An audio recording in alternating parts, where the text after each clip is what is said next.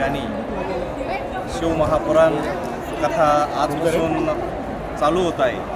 तरी या शिवमहापुराण कथेला लाखोच्या संख्येने भाविक येत आहे। आत्ताच आम्ही नगर मनमाड रोडवरून इकडे येत असताना 3 किलोमीटर महिलांची लाईन आहे आणि असा एकदम जबरदस्त असं प्रोत्साहन महिलांमध्ये दिसत आहे, पुरुषांमध्ये दिसत आहे। तरी डॉक्टर सुजयदादा विखे पाटील यांच्या संकल्पनेतून हा मोठा महापुराण कथेचा कार्यक्रम होत आहे। तसेच माननीय नामदार राधाकृष्ण विखे पाटील साहेब यांच्या मार्गदर्शनाखाली व त्यांच्या संकल्पनेतून हा कार्यक्रम होत आहे आणि अतिशय प्रोत्साहितपणे महिला या कार्यक्रमाला येत आहे। आम्ही हा आमच्या जीवनातला पहिला कार्यक्रम एवढा मोठा बघितलेला आहे। इतक्या सर्व गर्दीचा विचार करून जे नियोजन डॉक्टर सुजय विखे पाटलांनी केलेलं आहे, जी यंत्रणा इथं काम करते तिचं काम बघून माणूस एकदम असं प्रफुल्लित होतो। एवढी सगळी गर्दी असताना सुद्धा एकदम म्हणजे जनतेच्या चेहऱ्यावर एकदम असा आनंद दिसतो। असा जे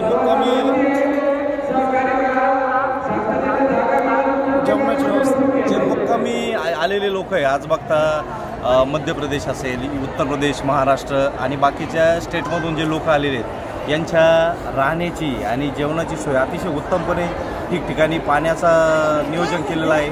स्वयंसेवकांना म्हणजे एकदम दादांनी जे मायक्रो नियोजन केलेलं आहे हे फक्त कौतुकास्पद नसून हा एक मोठा दादांनी मॉडेलच तयार केलेलं आहे आणि इतकं मायक्रो नियोजन आहे का विशेष म्हणजे या ठिकाणी आम्ही तिसऱ्या म्हणजे पहिल्या मंडपमध्ये आम्ही उभे आहे। तर जसा मंडप एकदा फुल होईल तर लगेच डायव्हर्शन दुसऱ्या मंडपला जात आहे। एकदम सुंदर नियोजन आहे।